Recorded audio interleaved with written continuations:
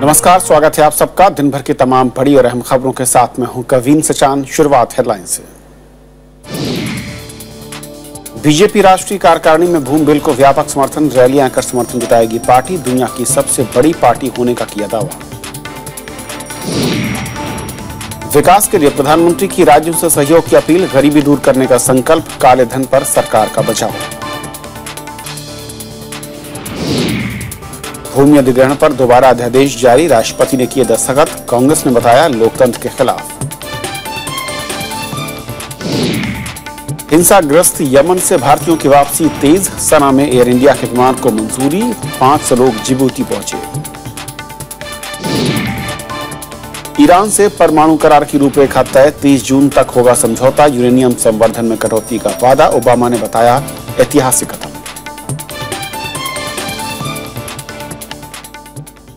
और आइए देखते हैं आज की हमारी पहली खबर।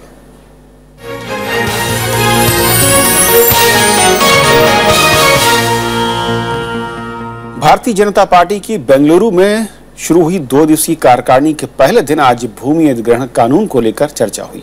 पार्टी ने कहा है कि इस मामले पर विपक्ष की ओर से लगाए जा रहे आरोप को दूर करने के लिए पार्टी व्यापक संपर्क अभियान चलाएगी। कार्यकारिणी में सरकार की विदेश नीति के 5 स्तंभों का भी ऐलान किया गया।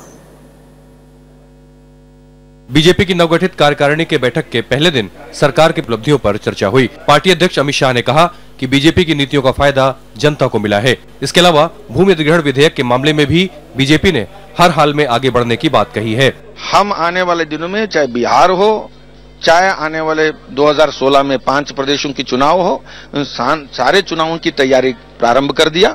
और भारतीय जनता पार्टी लोकतंत्र में एक मजबूत पार्टी के नाते उभरने के लिए जो काम करना है वो सब कर रही है। तो इसमें भूमि अधिग्रहण नीति पर हमारा कोई भ्रमपूर्वक स्थिति नहीं। लगभग 300 सदस्यों से ज्यादा की इस कार्यकारिणी में प्रधानमंत्री नरेंद्र मोदी, वरिष्ठ नेता लालकृष्ण आडवाणी के अलावा राज्यों के मुख्यमंत्री भी शामिल हैं। कार्यकारिणी में प्रधानमंत्री नरेंद्र मोदी के विदेश दौरों की उपलब्धियों पर भी चर्चा हुई। Greater global engagement with countries of all regions, ignoring power block politics.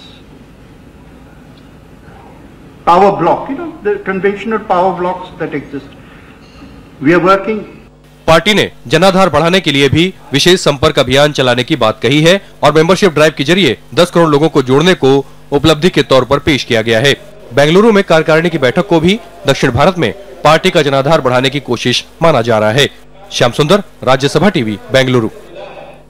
प्रधानमंत्री नरेंद्र मोदी ने भूमि बिल को किसानों के हित में बताया है। बेंगलुरु की रैली में उन्होंने कहा कि किसान भी विकास चाहते हैं। नरेंद्र मोदी ने कहा है कि सरकार विदेशों में जमा काला धन वापस लाने के लिए संकल्पबद्ध है।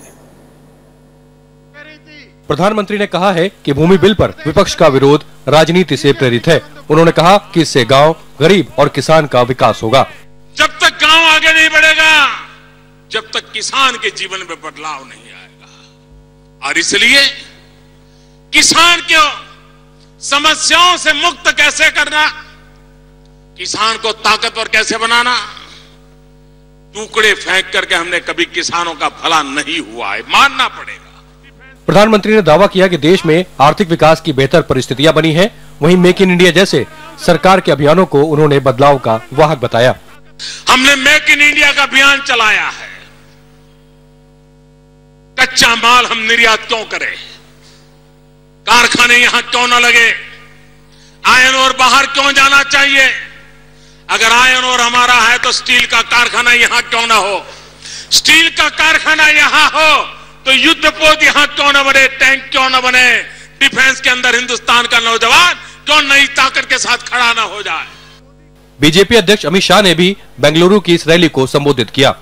श्याम सुंदर के साथ संजय कुमार, राज्यसभा टीवी।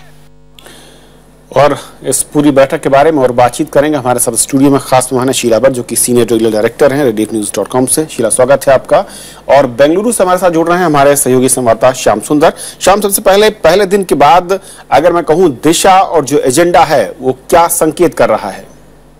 देखिए कविंद्र, आज जब पहले दिन के एजेंडे पर अगर नजर डालें और जिस तरह से अमित शाह ने सुबह अपना उद्घाटन भाषण किया और उसके बाद एक पब्लिक रैली में प्रधानमंत्री नरेंद्र मोदी ने अपनी बात रखी, उससे 2 बातें बिल्कुल साफ हैं। एक तो ये कि जो रिफॉर्म एजेंडा है सरकार का, उसके साथ बीजेपी यूनाइटेड होकर खड़ी है, ये संदेश यहाँ से देने की कोशिश हो रही है। और दूसरी बात, प्रधानमंत्री नरेंद्र मोदी के भाषण पर अगर ध्यान दें तो उन्होंने एक तरह से रिपोर्ट कार्ड अपनी सरकार का पेश किया और 2 मुद्दों पर खास जोर उन्होंने दिया। उन्होंने काले धन के बारे में बात कही कि हमारी सरकार ने कानून बनाया है, और उन्होंने किसानों को लेकर किन किन योजनाओं की शुरुआत की है उस पर जोर देकर बात की। और इन दोनों मुद्दों को लेकर उन्होंने विपक्ष पर काफी आक्रामक तरीके से आरोप लगाया कि इन दोनों मुद्दों पर विपक्ष जो है वो भ्रम फैलाने की कोशिश कर रहा है। और ये पूरी राष्ट्रीय कार्यकारिणी की बैठक में ये संदेश देने की कोशिश हो रही है बीजेपी के कार्यकर्ताओं के विपक्ष का जो प्रचार है इन 2 मुद्दों के ऊपर, उसको काउंटर करने की जरूरत है, जमीन पर जाकर उसको काउंटर किया जाए। तो कुल मिलाकर जो रिफॉर्म का एजेंडा है मोदी सरकार का, उसको पूरी तरह से समर्थन देना, और जो भूमि अधिग्रहण बिल खास तौर पर जो मसला है उस पर अब पार्टी पीछे जाने के लिए तैयार नहीं है। श्याम, बहुत बहुत शुक्रिया इस पूरी अपडेट के लिए आपका बेंगलुरु से। शीलक, जिस तरह श्याम बता रहे थे कि जो एजेंडा है साफ तौर पर पहला जो फोकस दिख रहा है लैंड बिल, जिस तरीके का विरोध दिख रहा है दलों की ओर से और करीब संगठनों की ओर से, और रिफॉर्म एजेंडे को मोदी किसी भी कीमत पर आगे ले जाना चाहते हैं। असल में क्या ये कहा जाए कि भले ही पार्टी के अंदर कुछ लोग ये कहते रहे हों या इस बात के विरोधी रहे हों कि जो बदलाव हो रहे हैं वो उतने हितकारी नहीं है किसानों को लेकर, कुछ मानते हैं दबी जुबान में, लेकिन जिस तरीके से इस एजेंडे को आगे बढ़ाने की पहल हो रही है, मुहर लगती दिख रही है इस कार्यकारिणी में। बिल्कुल।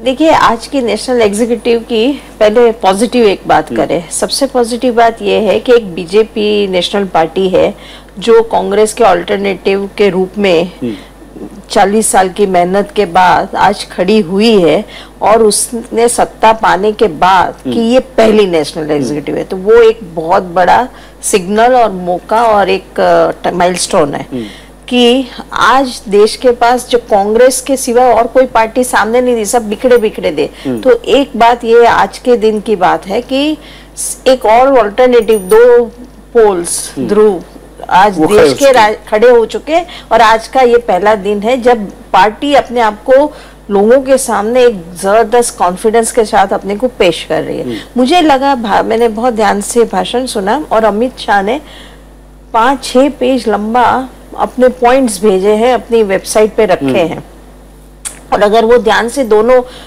पीएम को सुने और अमित शाह क्योंकि उनकी तो नेशनल एग्जीक्यूटिव उनकी अपनी पार्टी की ये थी, तो वो लाइव नहीं था, उसका वीडियो नहीं हुआ, लेकिन उन्होंने जो भेजा है उस पर से कुल मिला के ये लग रहा है 2 बात कि मुझे लग रहा है कि एक तो ये उनके पास सबसे बड़ी पॉजिटिव बात ये थी जो मैं कहना चाहती थी कि समय, देखिए सत्ता मिली है, स्टेबल गवर्नमेंट है, 281 आज के दिन के मेंबर है, एक जो उनकी डेथ हो गई, नहीं तो 282, तो 281 मेंबर्स हैं, और समय है 4 साल का, आगे बढ़ना है। अब वो एक दिल्ली से बाहर से आए हुए नरेंद्र मोदी ग्रीप ले रहे हैं, अभी ग्रीप लेने में समय गया है। अगर कोई ये मान रहा है कि सरकार अब कुछ जम नहीं रही है, सोचा था ऐसा हो नहीं रहा है, अच्छे दिन आने में देर हो गई है, वास्तविकता अभी बहुत कठिन लग रही है, सपने बड़े दिखा दे, ऐसा जो एक माहौल लोग सोच रहे हैं और कांग्रेस बार बार बता रही है, उनको ये आज के दिन 2 जवाब मिले हैं। एक सबसे बड़ा पॉलिटिकल मैसेज आज के दिन का ये है कि बीजेपी ऑल्टरनेटिव पार्टी ही बन के बैठना नहीं चाहती है, वो नंबर 1 पार्टी बनना चाहती है। लेकिन जो और उसके लिए एक ही लाइन कि वो बीजेपी वर्सेस ऑल वाला माहौल बनाना चाहती है, पहले ऐसा माहौल खड़ा हो जाए और उसमें वो ध्यान रखना चाहती है। सुनिए ध्यान से, मुझे ये लग रहा है कि वो ऐसा एक माहौल बनाना चाहती है कि हिंदुत्व पे मुद्दे पे बीजेपी वर्सेस ऑल ना हो, विकास के मुद्दे पे हो, और इसलिए उन्होंने लैंड बिल को विकास के लिए और विकास के खिलाफ वाला बनाने की कोशिश आज के दिन से शुरुआत की है। नहीं, मैं इसी मतलब लैंड बिल की जब हम बात करेंगे हम इमोशनल हो जाएंगे, गरीबों की लूट रही है, जमीन जा रही है, खेडूतों को नुकसान हो रहा है, किसान का क्या होगा, ऐसे जमीन कैसे आप अधिग्रहण कर सकते हैं, डेमोक्रेसी का क्या होगा। तो प्राइम मिनिस्टर उसको उल्टा पासा फेंक रहे हैं, वो कह रहे हैं मैं तो विकास की बात कर रहा हूँ, विकास करना है तो फिर जमीन जा रही है, वैसे हम नहीं ले रहे, हम तो किसान के, मतलब ये उन्होंने अपनी ताकत लगाई है मार्केटिंग की बीजेपी और प्रधानमंत्री जिस मैं कहूं कि एजेंडे के साथ जो आपने कहा कि एक लाइन खींच दी जा रही है कि विकास वर्सेस अदर्स हैं, क्या बीजेपी विकास के पहिए के साथ खड़ी होकर और जिस पर एक आरोप लग रहा है किसान विरोधी होने का, क्या उससे अपने को फायदा कुछ होता देख रही, इसलिए इस पर अडिग और आगे बढ़ना चाहती है? देखिए, ये बड़ा सवाल है। ऐसा है, ये तो यही आज के देश की राजनीति का सवाल है। सवाल ये है, प्राइम मिनिस्टर नरेंद्र मोदी, अमित शाह, अरुण जेटली मिलके एक लैंड बिल में सुधार लाए हैं। जो लैंड बिल 2013 का यूपीए का था, अब 2014 में उसमें सुधार लाके अभी 9 अमेंडमेंट्स हुए हैं और आज ही प्रेसिडेंट ने ऑर्डिनेंस, तो इसका मतलब ये इनका कटिबद्ध है। और इन बिटवीन क्या हुआ है, ममता बनर्जी खिलाफ है और बाकी उत्तर प्रदेश की इंपॉर्टेंट रीजनल पार्टी है अभी तक खिलाफ है। कांग्रेस तो खिलाफ है ही, लेफ्ट पार्टी तो सवाल ही नहीं, पूछने की बात नहीं है, खिलाफ ही है। तो अब ऐसे मौके में हम सोच रहे थे कि नरेंद्र मोदी और अमित शाह समझेंगे कि ये आप प्लेटर पे दे रहे हैं इशू, हम मीडिया को दे रहे हैं, सबको दे रहे हैं कि सरकार के खिलाफ लिखना है तो लैंड बिल पे कुछ ढूंढो, तो क्यों दे रहे हैं? तो इसके बदले इसका जवाब आज दे दिया है कि उनको तो इसी पे आगे जाना है। और वो मुझे लग रहा है ये सवाल कि वो आपका सवाल था क्या वो अपनी बात पेश करके मनवा सकेंगे देशवासियों को, तो मुझे लगता है वो बहुत बड़ा सवाल है, उसमें डाउटफुल भी है क्योंकि जमीन बहुत इमोशनल मुद्दा है। और आज के दिन पीएम और अमित शाह दोनों बता रहे हैं कि हमारी नीति, हमारा गवर्नेंस, हमारी गवर्नमेंट और हमारी जो ओवरऑल पॉलिसी और उसके जो एम्बिशंस है कि विकास करना है, स्मार्ट सिटीज के लिए जमीन चाहिए, कोयला के लिए भी जमीन चाहिए ना, ये आप पैसे ले रुकेंगे नहीं, आगे बढ़ना चाहिए नहीं, वही रास्ते से जो हमें जो डाउटफुल लग रहे हैं, हमें शंका हो रही है, उसी पे आगे बढ़ रहे हैं। तो उनका तो चेहरा क्लियर हो गया कि उनकी साइड अब ममता बनर्जी, कांग्रेस और सबको स्टॉक लेना पड़ेगा कि ये लोग हट नहीं रहे हैं लैंड बिल से, ये आज तय हो गया। ये माना जाए कि जिस कड़ी को मैं कहूं कमजोर कड़ी के तौर पर सरकार के लिए पेश किया जा रहा था, विपक्ष घेरने की कोशिश कर रहा है, इवन मीडिया भी निशाने पर ले रहा था, उसी कमजोर कड़ी को अपना हथियार बनाकर मोदी सरकार उसको विरोधियों को घेरने की कोशिश करेगी। शीला, बहुत शुक्रिया इस पूरे मसले पर बातचीत करने के लिए आपका। Thank you. और फिलहाल ये थी हमारी पहली खबर, छोटा सा ब्रेक लेंगे, ब्रेक के उस पार दिन भर की दूसरी बड़ी खबरें।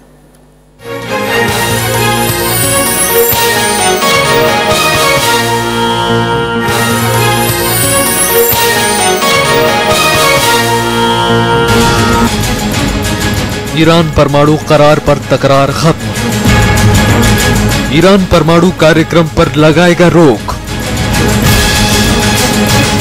क्या है इसके पीछे की राजनीति? देखिए देश देशांतर।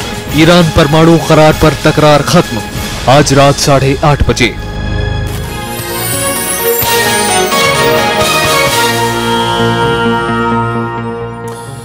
राष्ट्रपति प्रणब मुखर्जी ने भूमि अधिग्रहण अध्यादेश को दोबारा मंजूरी दे दी है। संवैधानिक प्रावधानों के मुताबिक 5 अप्रैल को इसकी मियाद खत्म हो रही थी। बजट सत्र के पहले हिस्से में 9 संशोधनों के साथ ये बिल लोकसभा से पारित हो चुका है, जबकि विपक्ष के विरोध के चलते सरकार ने इसे राज्यसभा में पेश नहीं किया था। और इसके बाद सरकार ने राज्यसभा के 234वें सत्र का सत्रावसान कर इस अध्यादेश को फिर से जारी करने की राह साफ कर दी। मंगलवार को प्रधानमंत्री नरेंद्र मोदी की अध्यक्षता में कैबिनेट की बैठक में अध्यादेश को फिर से मंजूरी दी गई। कांग्रेस समेत तमाम विपक्षी दल बिल का कड़ा विरोध कर रहे हैं। इस बीच कांग्रेस ने दोबारा अध्यादेश लाने के सरकार के कदम की तीखी आलोचना की है। बहुत खतरनाक है जो ऑर्डिनेंस लैंड के ऊपर है, लैंड एक्विजिशन बहुत खतरनाक है, किसान विरोधी है, जन विरोधी है। देश का फूड प्रोडक्शन अफेक्टेड हो जाएगा, फूड सिक्योरिटी अफेक्टेड हो जाएगा, इसको खिलाफ लड़ाई होगा। मैं समझ सकता हूं कि पार्लियामेंट्री डेमोक्रेसी के लिए बहुत ही खराब दिन है। ये बिल जब पार्लियामेंट में था इस पे चर्चा होनी चाहिए थी और तमाम मुद्दे सरकार के सामने हमने रखे, किसानों ने रखे, और पार्लियामेंट्री डेमोक्रेसी में एक पार्लियामेंट के थ्रू एक कोई भी बिल पास होना चाहिए। जम्मू कश्मीर में आज हुई बारिश ने लोगों की चिंता एक बार फिर से बढ़ा दी है। दोरा जिले में भारी बारिश के चलते एक मकान ढहने से 7 लोगों के दब जाने की आशंका है, जबकि बारामूला में 2 लोगों की मौत की खबर है। खराब मौसम के चलते आज भी जम्मू श्रीनगर नेशनल हाईवे बंद रहा। जम्मू कश्मीर में शुक्रवार को कई इलाकों में सुबह से ही तेज बारिश हुई। भारी बारिश के चलते जगह जगह पानी भरने से लोगों की दिक्कतें दोबारा बढ़ गईं। 5 दिन से यहाँ पुंछ में बहुत ही मूसलाधार बारिश थी, बिल्कुल गाड़ियाँ ठप थी, रोड टूटी हुई थी, आना जाना बंद था, गांव में बहुत लोगों का नुकसान हुआ है। यहाँ कुछ दिनों से बारिश गिर रहा है, इसलिए यहाँ का पानी का लेवल बढ़ गया। कुछ घरों में और शहरों में पूरा तबाही मच गया, सब पानी घुस गया ऊपर, बहुत नुकसान हुआ। रहने के लिए किसी को जगह भी नहीं। तेज बारिश के चलते जम्मू श्रीनगर राष्ट्रीय राजमार्ग तीसरे दिन भी बंद रहा। इस हाईवे पर करीब 1000 से ज्यादा वाहन अभी भी फंसे हैं। प्रशासन के मुताबिक यातायात सामान्य करने की कोशिशें की जा रही हैं, लेकिन खराब मौसम और तेज बारिश के चलते इसमें बाधा आ रही है। हम यहाँ 3 दिन से फंसे हुए हैं और यहाँ पे कोई इंतजाम नहीं है ड्राइवरों का। हमारा खाना शाना राशन खत्म हो गया है। हालांकि बाढ़ का खतरा कम हुआ है, लेकिन एहतियात के तौर पर एनडीआरएफ और एसडीआरएफ की टीमें फिलहाल अलर्ट पर हैं। Bureau report, Rajya Sabha TV. किसानों को सलाह और जानकारी मुहैया कराने के लिए मेरा गांव मेरा गौरव नाम की योजना की शुरुआत होने जा रही है और उसके तहत भारतीय कृषि अनुसंधान परिषद और कृषि विश्वविद्यालयों के वैज्ञानिक आसपास के गांवों में जाकर किसानों को खेती से जुड़ी जानकारी देंगे। इसका मकसद कृषि उत्पादकता को बढ़ाना है।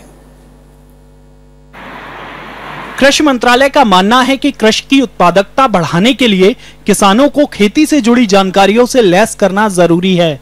राज्यसभा में दी गई जानकारी के मुताबिक इसी मकसद को पूरा करने के लिए सरकार मेरा गांव मेरा गौरव नाम की पहल को शुरू करने जा रही है, जिसमें कृषि वैज्ञानिक अब सीधे खेतों में जाकर किसानों को जानकारियां देंगे।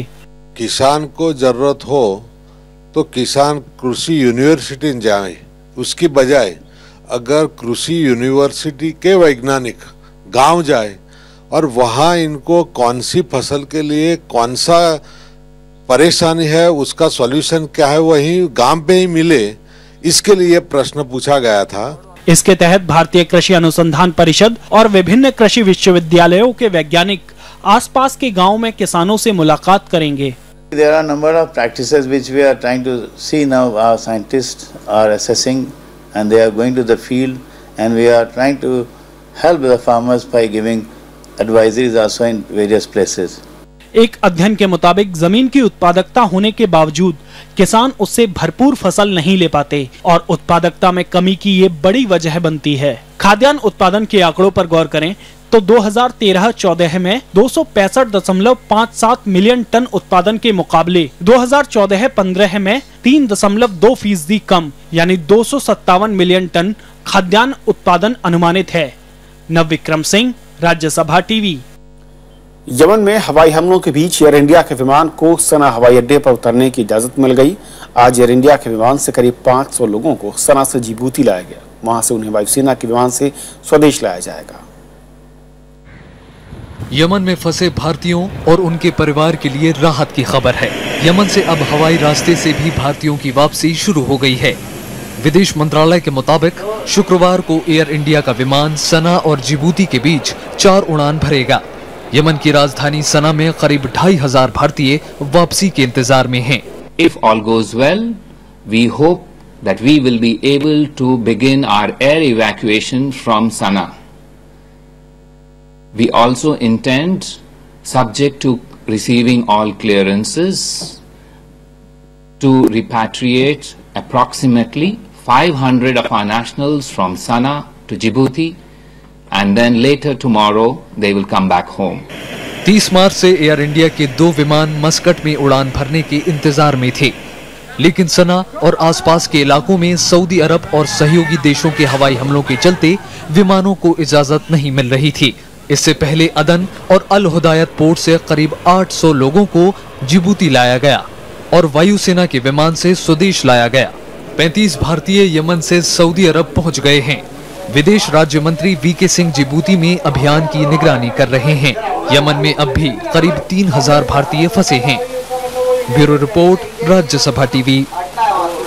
पूर्वी अफ्रीकी देश कीनिया में आतंकवादियों के हमले की भारत समेत तमाम देशों ने निंदा की है। गुरुवार तड़के गौरिसा यूनिवर्सिटी में घुसे आतंकवादियों के हमले में कॉलेज के 147 बेगुनाह छात्र मारे गए। सोमालिया के कट्टरपंथी आतंकी गुट अल शबाब ने हमले की जिम्मेदारी ली है। कई छात्र अभी भी गंभीर रूप से घायल हैं। कीनिया के गैरिसा यूनिवर्सिटी में गुरुवार को हुए आतंकी हमले से देश सख्ते में है। ये यूनिवर्सिटी पूर्वी कीनिया में स्थित है और पड़ोसी देश सोमालिया से लगभग 200 किलोमीटर दूर है। सोमालिया के कट्टरपंथी इस्लामी आतंकी गुट अल शबाब ने बड़ी सुबह उस वक्त हमला किया जब छात्र नींद में थे। इस खून खराबे में 147 बेगुनाह छात्र मारे गए और कई घायल हो गए। हमले के बाद आतंकियों ने 500 छात्रों को बंधक भी बना लिया था। 15 घंटे तक चले इस ऑपरेशन के बाद आतंकवादियों को मार गिराया गया। Yeah, what I managed to hear from them is that we came to kill and finally be killed. That's what it. इस बर्बर आतंकी हमले ने सीरिया सरकार को झकझोर दिया है और सरकार ने अब देश की सुरक्षा में इजाफा करने का फैसला किया है। This is a very sad day for Kenya. We, as I speak, is unfortunate. संयुक्त राष्ट्र ने इस हमले की कड़ी निंदा की है तो अमेरिका ने अल शबाब से निपटने के लिए केनिया को हर तरह की मदद का भरोसा दिया है। The Secretary General strongly condemns the terrorist attack this morning on Garissa University College in Kenya. प्रधानमंत्री नरेंद्र मोदी ने इस हमले की निंदा की है और अंतर्राष्ट्रीय समुदाय से आतंकवाद के खिलाफ लड़ाई को और मजबूत करने पर जोर दिया है। लगभग 80% ईसाई आबादी वाले कीनिया में पड़ोसी और अस्थिरता से जूझ रहे सोमालियाई आतंकी संगठनों ने हाल में हमले तेज किए हैं। राजधानी नैरोबी में 1998 में अमेरिकी दूतावास पर हुए हमले के बाद ये सबसे बड़ा हमला था। नैरोबी धमाके में 213 लोग मारे गए थे।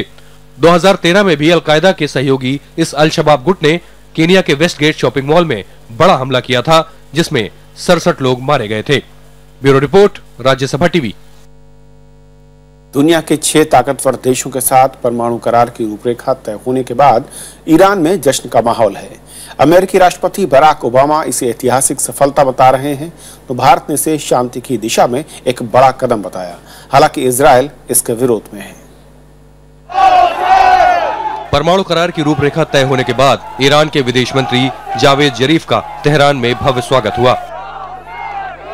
अमेरिका और विश्व की 5 बड़ी शक्तियों के साथ जरीफ पिछले सप्ताह से स्विट्जरलैंड के लुजाने में मैराथन बैठक कर रहे थे।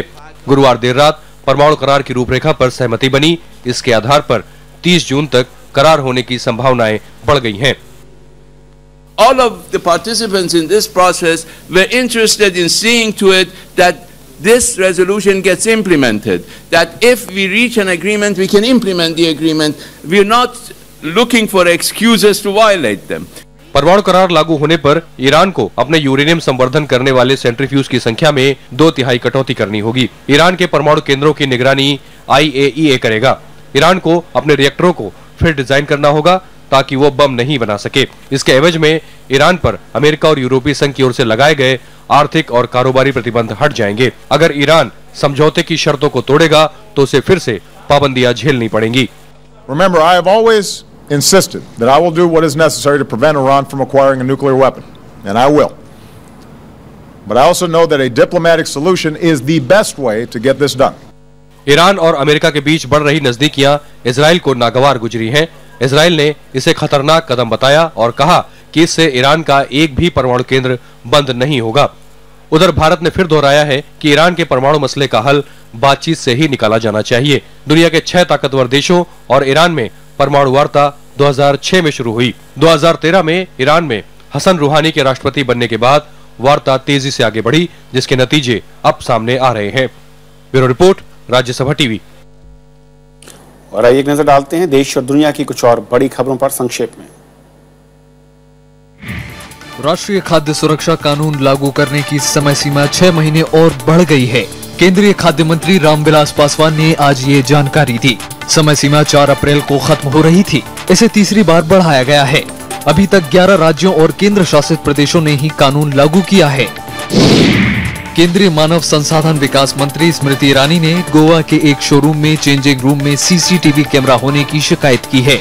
ईरानी वहां गई थी, जिसके बाद उनकी नजर कैमरे पर पड़ी। गोवा पुलिस ने FIR दर्ज कर जांच शुरू कर दी है। कांग्रेस ने पूर्व केंद्रीय मंत्री वायालार रवि को केरल के राज्यसभा का उम्मीदवार बनाया है। वायालार फिलहाल राज्यसभा के सांसद हैं और उनका कार्यकाल 24 अप्रैल को पूरा हो रहा है। केरल से 3 सीटों के लिए 20 अप्रैल को चुनाव होने हैं। भारत 2024 के ओलंपिक खेलों में मेजबानी कर सकता है। अंतर्राष्ट्रीय ओलंपिक समिति के मुखिया थॉमस बाक इस महीने भारत आ रहे हैं। वो 27 अप्रैल को प्रधानमंत्री मोदी से मिलेंगे। भारत 15 सितंबर तक ओलंपिक खेलों की दावेदारी कर सकता है। दिल्ली मेट्रो में वाईफाई सेवा उपलब्ध कराने पर काम शुरू हो चुका है। डीएमआरसी ने इंटरनेट सेवा देने वाली कंपनियों से आवेदन मंगाए हैं। मई से यात्रियों के लिए सेवा शुरू करने की योजना है। फिलहाल वाईफाई सेवा गुड़गांव के 5 किलोमीटर मार्ग पर उपलब्ध है।